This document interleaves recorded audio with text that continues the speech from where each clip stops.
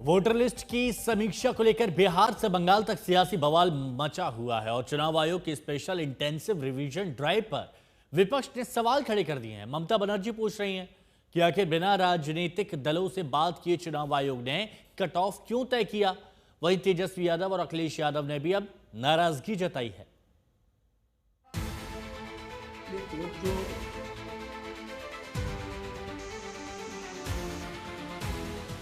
महाराष्ट्र, दिल्ली, हरियाणा से तेलंगाना तक के चुनावों में मतदाता सूची में गड़बड़ की शिकायत राजनीतिक दलों ने की, तो चुनाव आयोग ने उसकी सफाई का काम बिहार से शुरू करने का फैसला किया।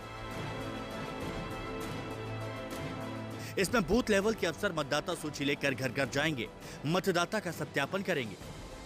2003 के बाद रजिस्टर हुए मतदाताओं को दस्तावेजों और हलफनामा वाला एक फॉर्म दिया जाएगा।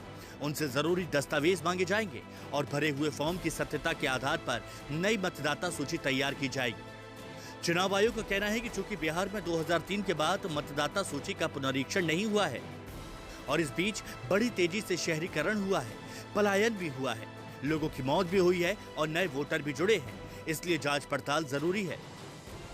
लेकिन राजनीतिक दलों को आयोग की ये कवायद रास नहीं आई।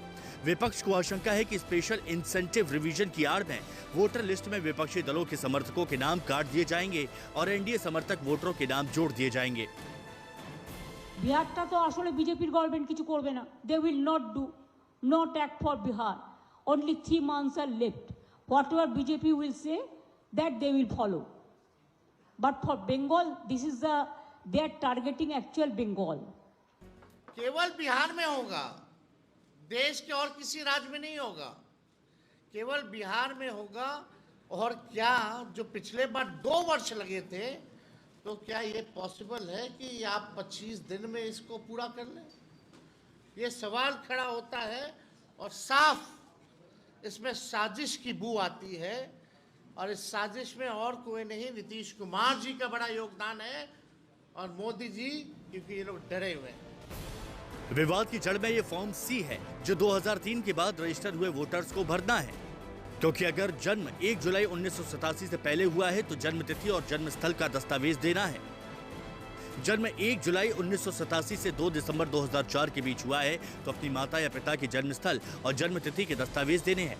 और अगर जन्म 2 दिसंबर 2004 के बाद हुआ है तो आवेदक को अपने जन्म स्थल और जन्म तिथि के दस्तावेज संलग्न करने हैं। अगर आदरणीय ममता बनर्जी जी ने कुछ आरोप लगाया है, ये Bharatiya Janata party election commission से मिलकर के साजिश कर रही है, और अगर ये बात आप नहीं स्वीकार कर रहे हैं, आप उन बूथों पर बोर्ड निकालिए जो स्कूल खत्म किए जा रहे हैं, उसमें विरोधी पार्टी को ज़्यादा वोट मिला होगा।